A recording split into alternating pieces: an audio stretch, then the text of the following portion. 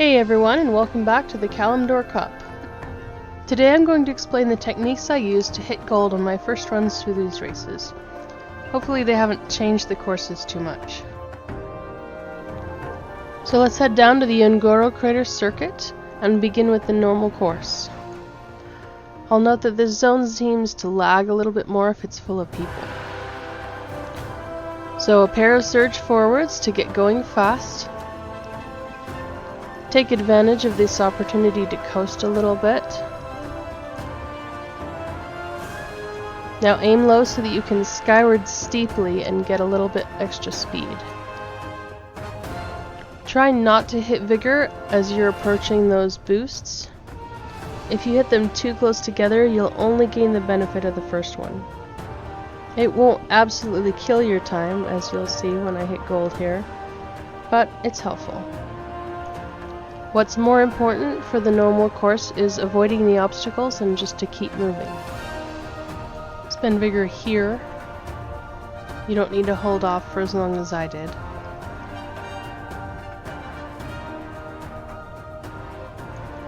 Surge forward here if you have the vigor to spare on it. Now coast until you can see where you're going.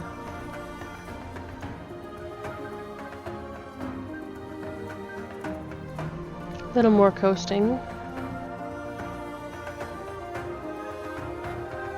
Here's the right way to spend vigor between those boosts. You might skyward here if you've got the vigor for it. And then skyward here again, same.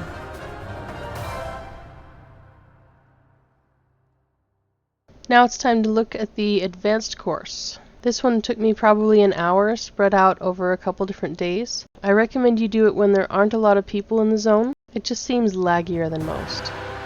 Begin with a pair of forward surges, then line it up straight and watch your timing on this turn. Spend vigor in pairs where possible on this downhill. You can skyward here or hold off a little longer. Not too much of a difference.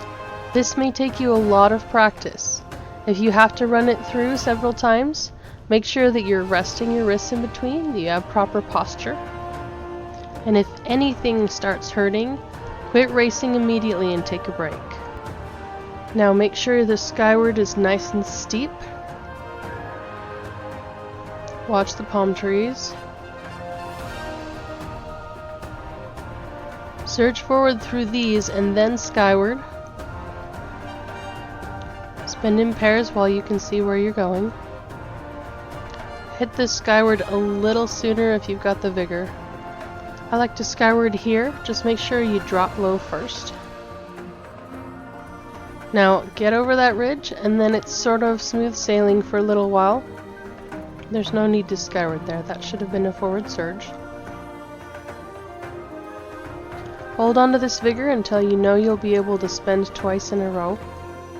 Now this needs to be a low skyward. Point your nose a little bit downward, not too far. And then hurry in for the finish with a skyward at the end.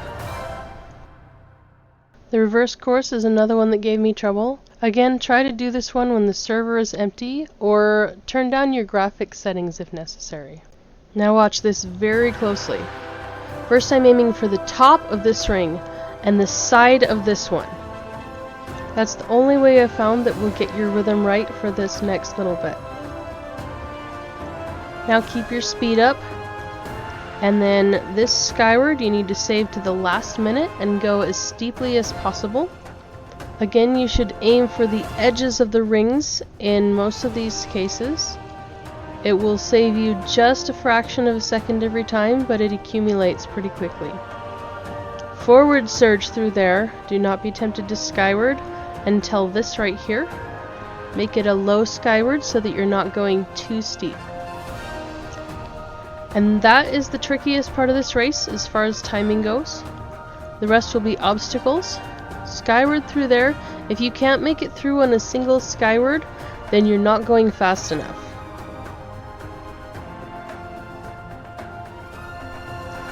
Spend your vigor in pairs through here where you can.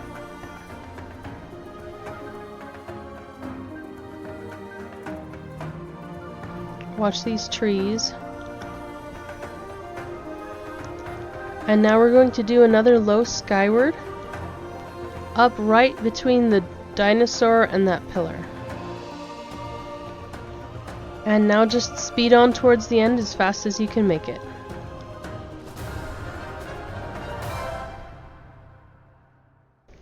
So happy racing, everyone, and don't forget to spend your badges before the vendors disappear.